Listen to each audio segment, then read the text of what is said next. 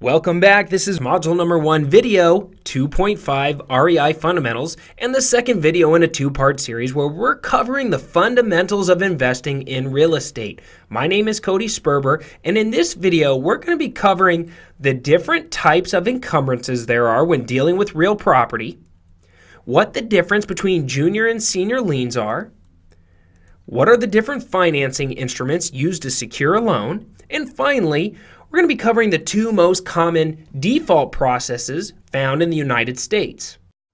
So in our last video, we started laying the framework and building your foundation for becoming a savvy and profitable real estate investor. In order to help you become the most adaptive real estate investor possible, I try and layer in more and more complex situations, investing techniques as we move through this course. Now, I believe that each individual brings his or her own unique set of strengths and weaknesses to any new task, including learning a new skill like real estate investing.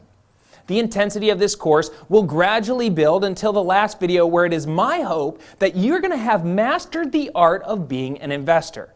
Your fluid intelligence will grow as you acquire more knowledge about the 4 different investing techniques that we're going to focus on in this course. Before you know it, you're going to have the ability to analyze different investing situations, identify patterns and profit centers, and extrapolate relationships and money from almost any situation.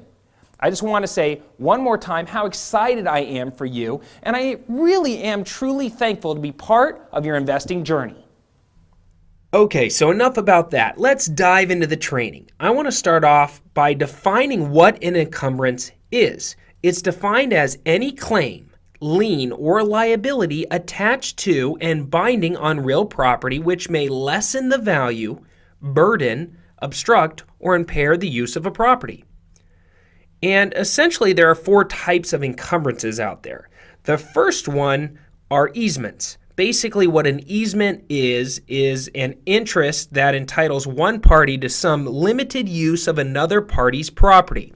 A good example of an easement would be a roadway that goes through your land that your neighbor gets to use to access their land, because otherwise, without it, he or she would be landlocked.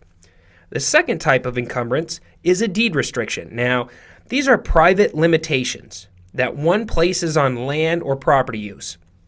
2 examples of deed restrictions that you're probably going to see in your investing career are subdivisions, covenants, conditions, and restrictions known as CC&Rs, or when a bank puts a no sale for 30 days, 60 days, or 90-day deed restriction on an REO that an investor is trying to buy and flip. Now, obviously, we are creative, clever investors that have found a way around these REO deed restrictions, which I'm going to teach to you in a future training video. Encroachments are the third type of encumbrance. An encroachment is an intrusion upon another person's property without the right to use that or the right to encroach upon it. 2 examples of encroachments are overhanging trees looming over your property line, or if a neighbor puts up a fence that's partly on your property without your permission. And the last type of encumbrance, and the one that is the most common out there, are liens. Liens are claims or charges against a property as security for the payment of debt. And in short, there's really 2 types of liens out there: involuntary and voluntary. Involuntary liens include property taxes, judgments, mechanics liens, and special assessments, which is like if they want to repave the roads in front of your house or something like that. And they pretty much get attached to your property whether you like it or not. That's what makes them involuntary. Voluntary liens include mortgages, trust deeds, or seller carrybacks, and they can only get attached to your property if you want them to. What I want you to understand about liens is that they get ordered in a hierarchy depending on the type of lien and when that lien was created. We call this concept junior versus senior liens. Now, as you can see by this timeline, senior liens have a higher priority over junior liens. Now, what this means is that they're going to get paid off first in the event that the property is sold, and as the money gets distributed, each lien is going to get paid off in the proper order until all the money runs out. Whatever's left over after all the liens are paid off goes to the homeowner. Now, state property taxes, special assessments, and federal estate taxes are the most senior liens out there. Mortgages, like this bank loan number 1, maybe a line of credit, bank loan number 2, HOA liens, federal income tax liens, judgments, bail bonds. These are all considered junior liens, and they're going to get prioritized depending on the date that they were recorded. So maybe this one gets recorded first and this one gets recorded next, and then if this one got recorded next, this would actually go in this position, and so on. Now, lastly is this little outlier called a mechanics lien, which are liens placed on a property if you don't pay your construction bills. And these are going to get prioritized based on the date that the work actually commenced. Now, the reason I call this an outlier is because even if the mechanics lien is recorded the day before a foreclosure auction or the day before the house is sold at foreclosure, the lien is going to get prioritized back into the order when the work first commenced. It's really important that you understand that. And it's really important for you just to understand this concept in general of lien priority, because many times you're going to find yourself working with an extremely motivated seller that has a major financial problem going on in their life. Now, if they're behind on payments or facing foreclosure or have a bunch of liens on the property, it's going to be a huge benefit to you for you to understand how this could affect your buying decision. Moving on, let's take a second to talk about the two most common financing instruments associated with real property. They are note and mortgage and note and deed of trust. Let's first break down the different financing instruments individually, and then I'm going to show you how they get combined to secure a loan to a piece of real property. Let's start with the promissory note. In its simplest form, a promissory note is a contract where a borrower, otherwise known as the payee, promises to pay a lender, otherwise known as the payor, a specific amount over a specified period of time. A promissory note is signed in conjunction with a mortgage or a deed of trust. Now, a promissory note must include the date of origin, spell out the repayment period, the interest rate, and the amount of the loan, and it needs to include if there's a balloon payment or not, and also whether or not the interest is simple or compounding. Lastly, the note must be signed by all parties, and the lender typically holds on to the note, or at least the original version of the note, until the borrower satisfies the loan terms. You're going to end up seeing what a note looks like if you ever borrow hard or private money, or if you take out a loan from a traditional lending institution. A mortgage is a written instrument by which real property is pledged to secure a debt or obligation. The borrower of a mortgage has legal title and all rights of ownership, while the lender holds the lien and an interest in the property. When the loan is paid, the lender must remove the lien by recording a document called a satisfaction of mortgage on the property within 30 days or face a fine. Mortgages can be junior or senior liens, depending on when they were recorded. And many real estate professionals will use the term mortgage to explain the type of loan that they took out against the property. For example, you might hear a homeowner or an investor or real estate agent say that they have a conventional mortgage or an adjustable rate mortgage or a VA mortgage.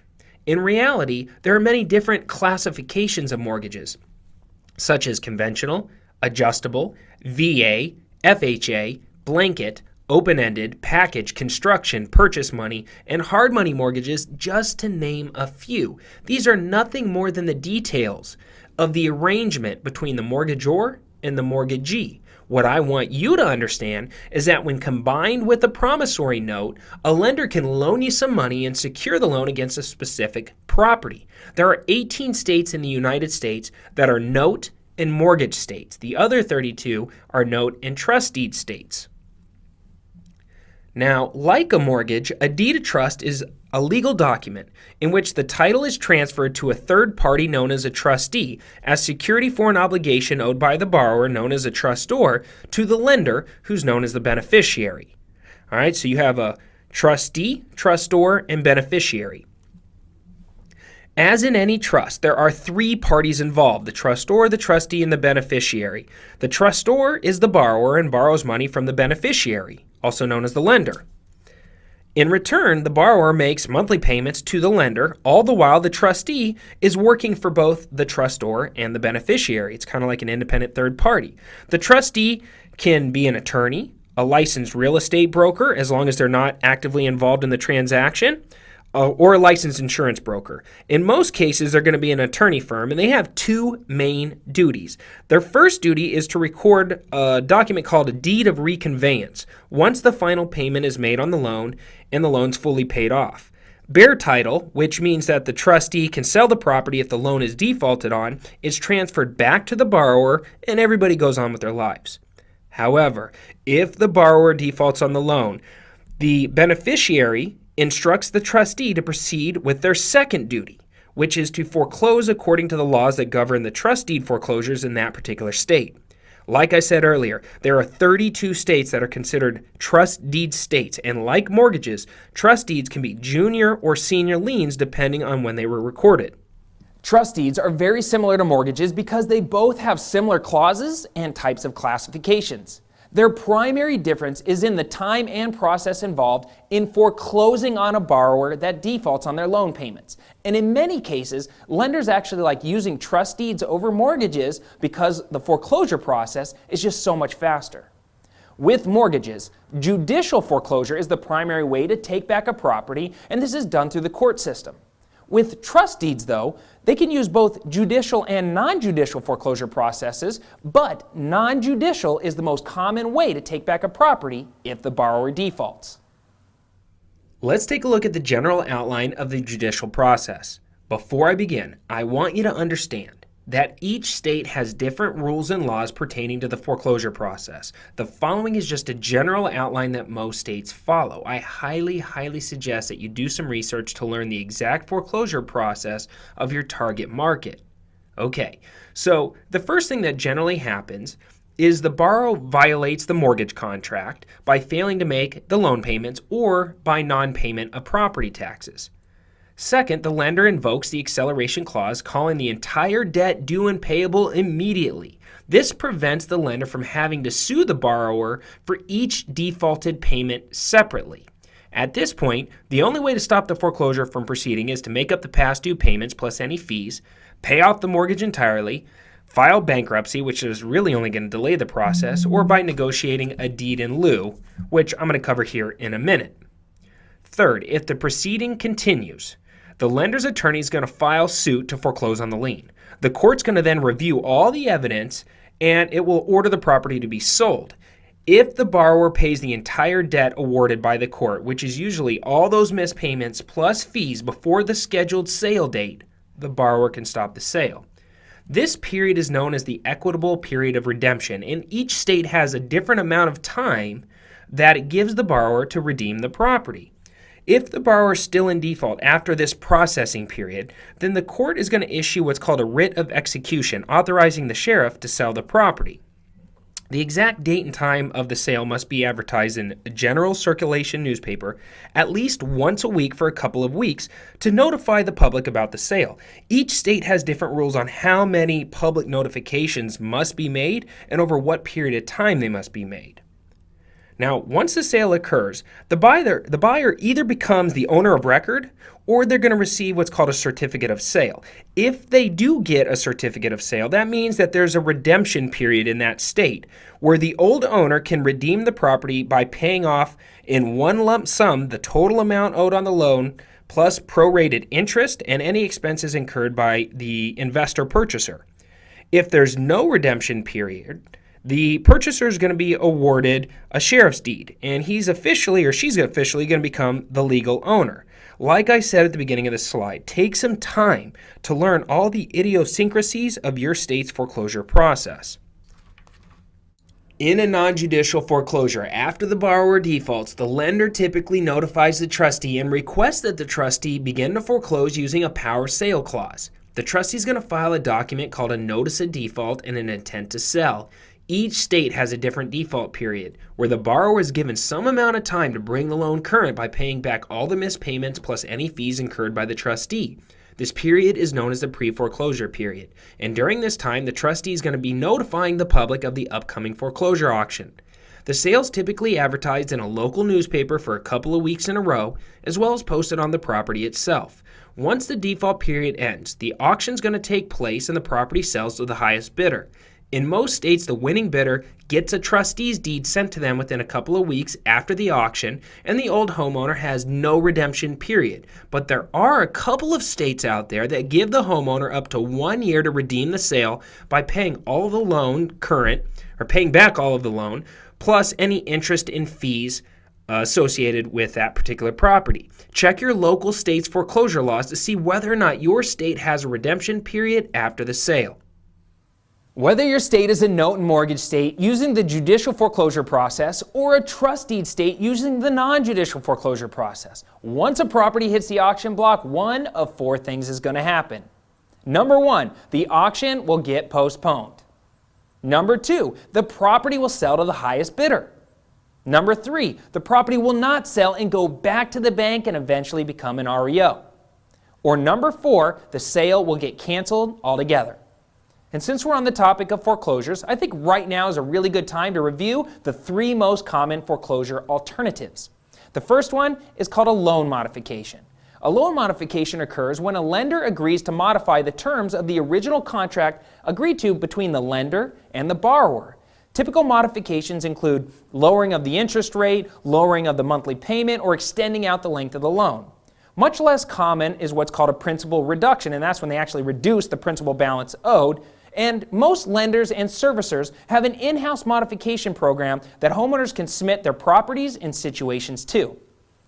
The next is called a forbearance. This is essentially a foreclosure alternative where a lender agrees to accept partial payments. The loan might be recast or extended, and in some cases the lender may actually require a cosigner to jump on board or more collateral to get put up in order to secure the forbearance approval. The problem with both loan modifications and forbearances is that these are measures that are nothing more than temporary fixes or band-aids used to solve the homeowner's current financial problems. If a property is upside down, then neither of these foreclosure alternatives is going to help the homeowner in the long run. The last one I want to cover is what's called a deed in lieu of foreclosure. A deed in lieu occurs when a lender and a borrower want to avoid the time-consuming and costly process of a foreclosure.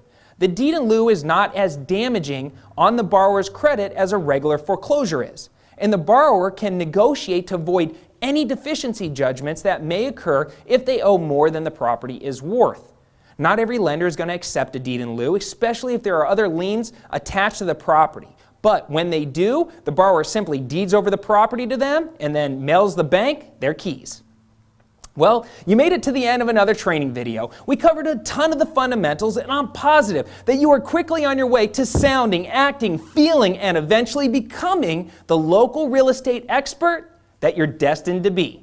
In our next video, I'm going to show you which Power Team members are essential for your success as an investor, as well as show you the exact systems you're going to need to hire and then motivate them. Thanks for watching. This is Cody Sperber, and I'm going to see you real soon.